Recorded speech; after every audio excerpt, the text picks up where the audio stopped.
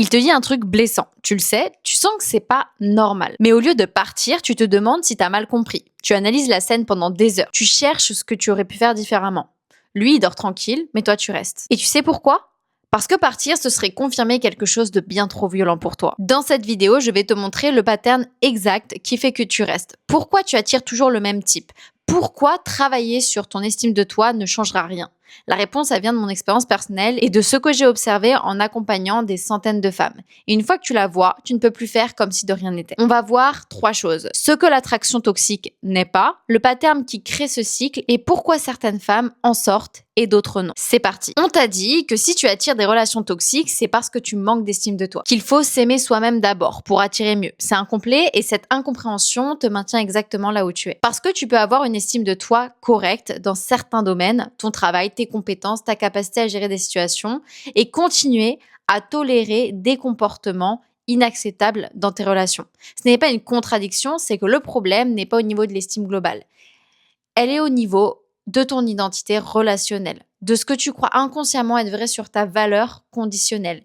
Et ça, c'est beaucoup plus précis et beaucoup plus profond qu'un manque d'estime de soi. Voilà ce que j'ai observé à travers mon propre parcours et aussi à travers celui des femmes que j'accompagne. À un moment donné, tu as appris que ton acceptabilité dépend de ta capacité à ne pas déranger. Pas ta valeur en tant que personne, ton acceptabilité, le droit d'être aimé, gardé, choisi. Cette croyance-là, elle ne s'exprime pas en mots. Elle est ancrée profondément comme une réponse automatique. Donc, quand quelqu'un te dévalorise, ton esprit ne te dit pas cette personne est toxique. Pars. Ton esprit te dit si tu pars, tu confirmes que tu n'es pas assez. Reste et prouve que tu peux être aimé malgré ça.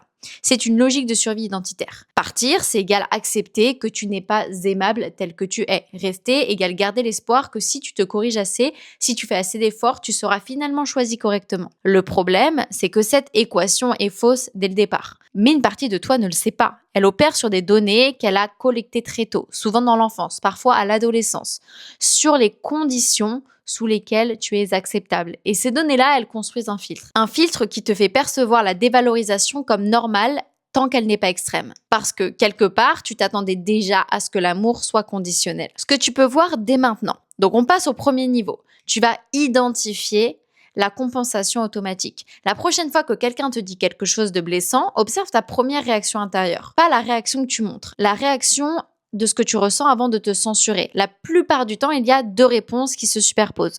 Une réaction de défense légitime, c'est pas normal qu'il me parle comme ça, et une réaction de compensation immédiate. Qu'est-ce que j'ai fait pour qu'il réagisse comme ça ? La deuxième réponse, c'est le pattern limitant en action.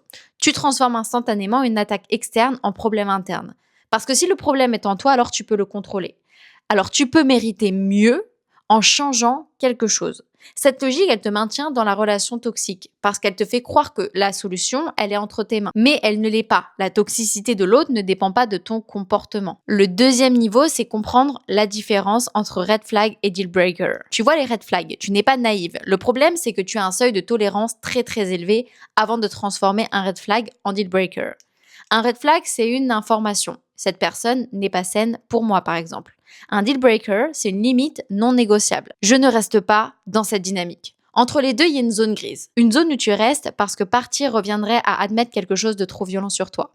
Donc, tu rationalises. Il a du stress au travail. Il ne pense pas ce qu'il dit vraiment. Je suis trop exigeante. Ces rationalisations ne sont pas des erreurs de jugement. Ce sont des mécanismes de protection pour éviter la conclusion insupportable. Si je pars, c'est que je n'ai pas réussi à être assez pour être bien traitée. Dans mon expérience, rester dans une relation toxique qui ne te correspond pas te coûte moins cher sur le plan identitaire que partir et faire face à cette croyance. Et c'est pour ça que la volonté ne suffit pas, parce qu'on ne combat pas une croyance profonde avec de la détermination. Si tu te reconnais dans cette zone grise où tu restes en te trouvant des excuses ou que dans le passé tu as eu l'habitude de faire ça dans tes relations, j'accompagne un nombre limité de femmes chaque mois à se libérer des patterns qui les limitent pour manifester leur vie de rêve. Si tu veux qu'on regarde ensemble ce qui te bloque spécifiquement, réserve un appel de 10 minutes. Le lien est en description. Le troisième niveau, c'est pourquoi tu attires toujours le même type. Si tu changes de personne, mais tu trouves toujours la même dynamique, ce n'est pas de la malchance. C'est que tu envoies des signaux inconscients qui attirent des profils compatibles avec ton pattern limitant. Tu ne choisis pas consciemment des gens toxiques, mais inconsciemment, Tu reconnais les personnes avec lesquelles tu peux rejouer les mêmes schémas. Si je fais assez d'efforts, cette fois je serai choisi correctement. C'est un pattern de réparation. Tu essayes de corriger une blessure ancienne en recréant la même situation. Sauf que cette fois, tu espères que ça finira différemment. Mais ça ne finit jamais différemment. Parce que la personne en face ne peut pas réparer une croyance que tu as sur toi-même. Donc le cycle continue, jusqu'à ce que tu identifies le pattern à sa source. Et cette source-là, elle n'est pas dans la relation actuelle, elle est bien avant. L'erreur fatale, c'est de croire que si tu fais assez d'efforts, la personne va changer, qu'elle va enfin te voir, te respecter, t'aimer correctement. Et cette croyance, elle repose sur une équation simple. Mon comportement détermine le traitement que je reçois. C'est faux. Le comportement de l'autre dépend de l'autre, pas de toi.